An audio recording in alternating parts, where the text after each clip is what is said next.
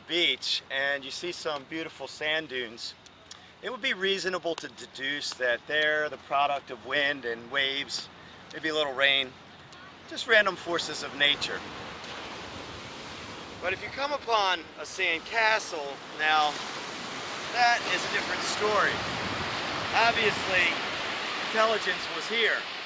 We see a moat and towers and a little flag.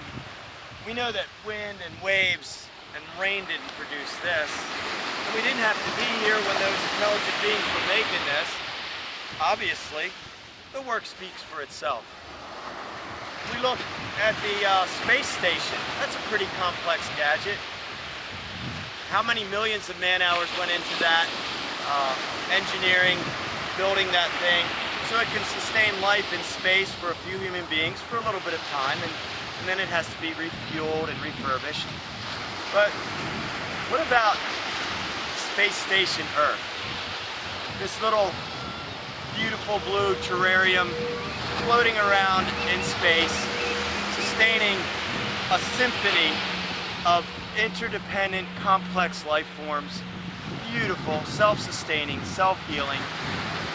And we're to deduce that this little space station Earth just was an accident from some explosion of dirt in a universe? I'm led to believe that there's a creator and a designer. That's the only thing that makes sense to me. Now this heart in the sand reveals intelligence in a different way. Here we see meaningful information.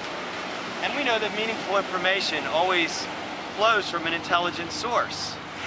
We can look at the heart, the initials, we know someone is in love and they wanted to leave a message, and I can read the message, pretty much figure out what they're getting at.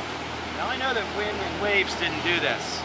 The waves will destroy it, but random forces of nature don't make hearts in the sand and communicate a message. We kind of know that, and we know that without having to be present when the intelligent people are doing their work. The work itself speaks for them.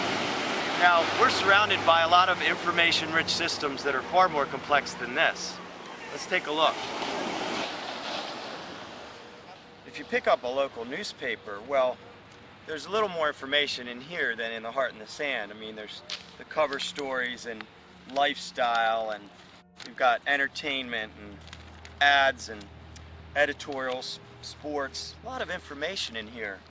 Now, one could try to explain the principles of ink bonding to paper fibers, and yes, that would explain the chemical basis of what we see here. But ink bonding to paper fibers doesn't tell about the meaning within the pages. We know that this meaning is the product of intelligence, writers and editors and photographers. We don't have to see them in process making this to know that there is intelligence involved. It's pretty intuitive that we can figure that out. But what about when we look within us, or within every living thing on this earth? There's DNA in the nucleus of every cell.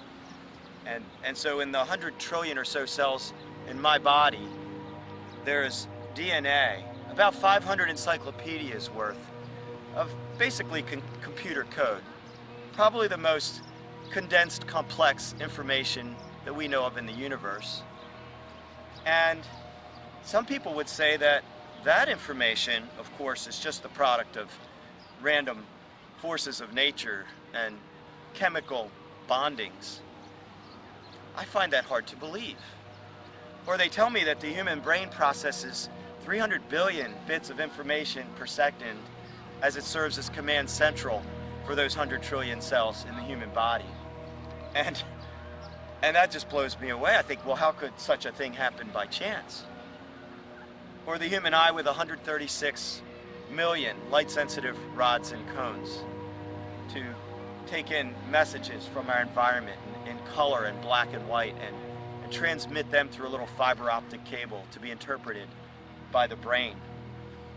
And we look at that and say, well, that could happen by accident through random chaotic processes, and yet the heart in the sand and this paper definitely needed intelligence.